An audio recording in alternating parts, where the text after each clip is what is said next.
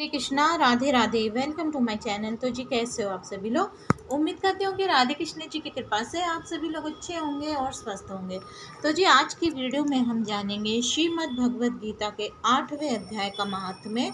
कल हमने जाना था श्रीमद् भगवद गीता का 7वां अध्याय। तो उस अध्याय से हमें क्या पता चलता है, 7वें अध्याय का क्या महत्व है, चलिए देखते हैं। महाभारत शुरू होने से पहले भगवान श्री कृष्ण ने अर्जुन को गीता का ज्ञान दिया था। इस गीता का 7वां अध्याय पितृमुक्ति और मोक्ष से जुड़ा है। आपको बता दें कि ज्योतिषी के अनुसार पितृपक्ष के में गीता के 7वें अध्याय का पाठ करने से पितृदोष से मुक्ति मिल सकती है। इस अध्याय का नाम है ज्ञान विज्ञान योग।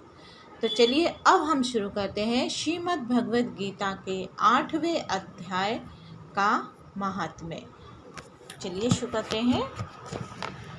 भगवान शिव कहते हैं, देवी अब 8वें अध्याय का महात्म्य सुनो। उसके सुनने से तुम्हें बड़ी प्रसन्नता होगी। लक्ष्मी जी के पूछने पर भगवान विष्णु ने उन्हें इस प्रकार 8वें अध्याय का महात्म्य बतलाया था। दक्षिण में आमर्दकपुर नामक एक प्रसिद्ध नगर है।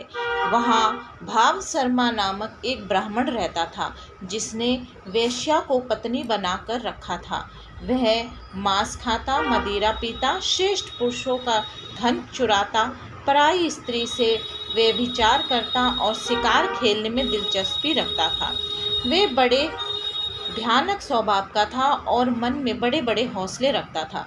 एक दिन मदिरा पीने वालों का समाज जुटा था। उसमें भाव शर्मा ने भरपेट ताड़ी पी, खूब गले तक उसे चढ़ाया। अतः अजरिन से अत्यंत पीड़ित होकर वह पापात्मा कालवश मर गया और बहुत बड़ा ताड़ वृक्ष हुआ। उसकी घनी और ठंडी छाया का आश्रय लेकर ब्रह्म राक्षस भाव को प्राप्त हुए कोई पति पत्नी वहाँ रहा करते थे। उनके पूर्व जन्म की घटना इस प्रकार है। एक कुशीबल नामक ब्राह्मण था, जो वेद वेदांतों के तत्वों का ज्ञाता, संपूर्ण शास्त्रों के अर्थ का विशेषज्ञ और सदाचारी था। उसकी स्त्री का नाम कुमिति था। वे बड़े खोटे विचार की थी। वे ब्राह्मण विद्वान होने पर भी अत्यंत लोभवश अपने स्त्री के साथ प्रतिदिन भैंस, कालपुरुष और घोड़े आदि बड़े दानों को ग्रहण किया करता था, परंतु दूसरे ब्राह्मणों को दान में मिली हुई कौड़ी भी नहीं देता था। वे ही दोनों पति पत्नी कालवश मृत्यु को प्राप्त होकर ब्रह्म राक्षस हुए। वे भूख और प्यास से पीड़ित हो इस पृथ्वी पर घूमते हुए उसी ताड़ वृक्ष के पास आए और उसके मूल भाग में विश्राम करने लगे। इसके बाद पत्नी ने पति से पूछा, नाथ, हम लोगों का ये महान दुख कैसे दूर होगा तथा इस ब्रह्म राक्षस योनि से किस प्रकार हम दोनों की मुक्ति होगी। तब उस ब्राह्मण ने कहा, ब्रह्म विद्या के उपदेश, आध्यात्म तत्व के विचार और कर्म विधि के ज्ञान बिना किस प्रकार संकट से छुटकारा मिल सकता है। ये सुनकर पत्नी ने पूछा कि तद ब्रह्म किम धात्यम किम कर्म पुरुषोत्तम। पुरुषोत्तम वह ब्रह्म क्या है, अध्यात्म क्या है और कर्म कौन सा है। उसकी पत्नी का इतना कहते ही जो आश्चर्य की घटना घटित हुई उसको सुनो। उपयुक्त वाक्य गीता के 8वें अध्याय का आधा श्लोक था। उसके स्वर्ण से वे वृक्ष उस समय ताड़ के रूप को त्याग कर भाव शर्मा नामक ब्राह्मण हो गया। तत्काल ज्ञान होने से विशुद्ध चित्त होकर वे पाप के चोले से मुक्त हो गया तथा उस आधे श्लोक के ही महात्म्य से वे पति पत्नी भी मुक्त हो गए। उनके मुख से देवात ही 8वें अध्याय का आधा श्लोक निकल पड़ा था। तदंतर आकाश से एक दिव्य विमान आया और वे दोनों पति पत्नी उस विमान पर आरूढ़ होकर स्वर्ग लोक को चले गए। वहाँ का ये सारा वृत्तांत अत्यंत आश्चर्यजनक था।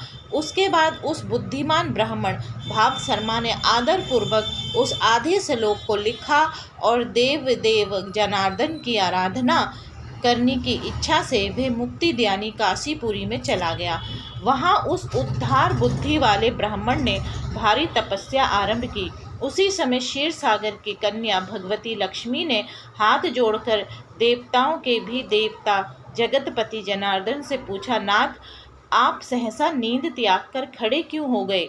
श्री भगवान बोले, देवी, काशीपुर में भागीरथी के तट पर बुद्धिमान ब्राह्मण भाव शर्मा मेरे भक्ति रस से परिपूर्ण होकर अत्यंत कठोर तपस्या कर रहा है।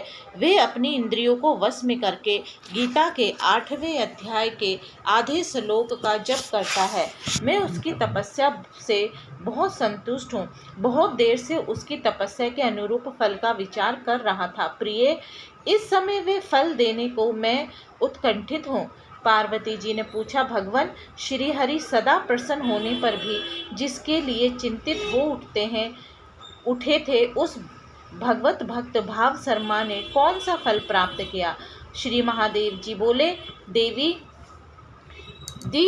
वे श्रेष्ठ भाव शर्मा प्रसन्न हुए और भगवान विष्णु के प्रसाद को पाकर आत्यंतिक सुख मोक्ष को प्राप्त हुआ तथा उसके अन्य वंशज भी जो नरक यातना में पड़े थे, उसी के शुद्ध कर्म से भगवत धाम को प्राप्त हुए। पार्वती, यह 8वें अध्याय का महात्म्य थोड़े में ही तुम्हें बताया है, इस पर सदा विचार करते रहना चाहिए। तो जी, आज की वीडियो में श्रीमद् भगवद गीता का 8वां अध्याय का महात्म्य यहीं पे समाप्त। तो जी, आज की वीडियो आपको कैसी लगी? उम्मीद करती हूँ कि आपको आज की वीडियो अच्छी लगी होगी। अगर आपको आज की वीडियो अच्छी लगी तो वीडियो को लाइक एंड शेयर करना ना भूलें। कल हम सुनेंगे 8वें अध्याय का पाठ। आज हमने महात्म्य सुना। हरे कृष्णा, राधे राधे।